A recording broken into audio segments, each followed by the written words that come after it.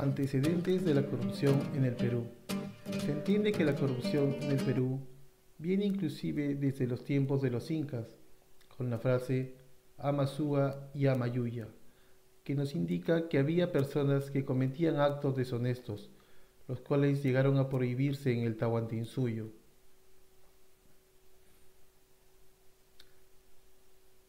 La corrupción en el Perú no es un fenómeno reciente. La historia de corruptelas es de largo contenido y se remonta a los años de la colonia, donde los corregidores y otras autoridades locales, incluidos los virreyes, sobornaban a los jueces para evitar los castigos de sus actos ilícitos.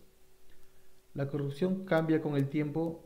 La idea de corrupción es absolutamente distinta a la que teníamos hace 200 años, en sentido que los jueces, por ejemplo, no estaban obligados a sustentar sus sentencias. Los cargos eran propios, uno compraba su cargo, era dueño de su cargo, lo haya comprado o no. Se cometían actos que no eran necesariamente ilícitos para la época, como por ejemplo el nepotismo, en que en aquellos tiempos podías contratar a toda tu familia para trabajar contigo, sin ser corrupto. ¿Qué es la corrupción? Según Transparencia Internacional, se ha definido la corrupción como el mal uso del poder encomendado para obtener beneficios privados. Esta definición se aplica a la corrupción tanto pública como privada. Siendo la corrupción pública de la que queremos hablar, podríamos redefinirla como el abuso del poder público encomendado a un funcionario público para obtener beneficios privados. ¿Qué elementos componen la corrupción?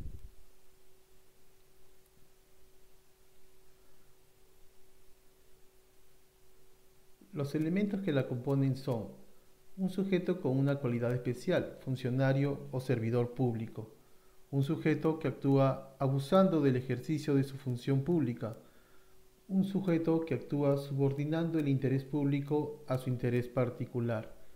¿Qué factores promueven o favorecen a la corrupción?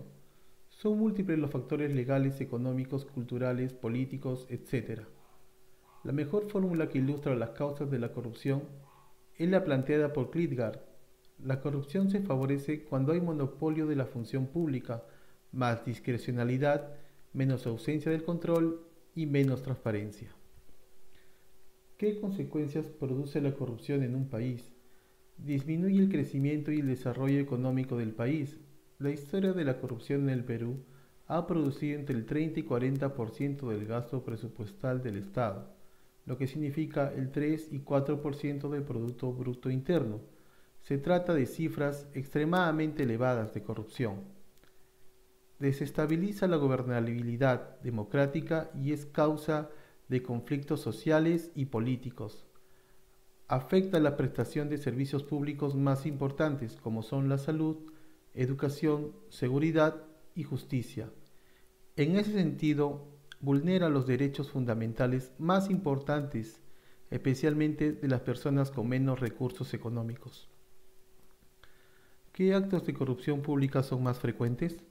Cohecho o sobornos, es decir, la recepción de dinero o algunos obsequios para incumplir la función que le corresponde o cobrar por la propia función que le corresponde. Peculado, apropiación de recursos económicos que uno custodia o administra. Colusión, concretar con un proveedor en un proceso de contratación estatal. Tráfico de influencias, acordar con una persona que tenga influencias para que influya en un procedimiento administrativo o judicial. Enriquecimiento ilícito, incrementar su patrimonio personal a costa de la función que desempeña.